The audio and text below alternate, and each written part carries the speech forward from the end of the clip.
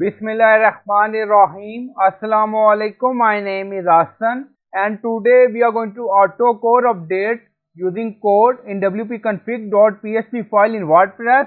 Before starting work, it's my request, please subscribe my channel. Thank you. Now back to our work. So we are going to add code in wp-config.php file. So we are going to enable auto update core. Now go to hosting. So we are in file manager and then open wp-config.php file. So right click on it and then click on edit. Now wp-config.php file open. So we are going to add code and you will find this code in video description or in comment section. Now you see define wp auto update core and then you see true. So you can add this code in your wp-config.php file to enable auto updates in your WordPress website and then click on save and then you see success message. So I hope you like this video. Please like, comment, share, subscribe. Thank you for watching.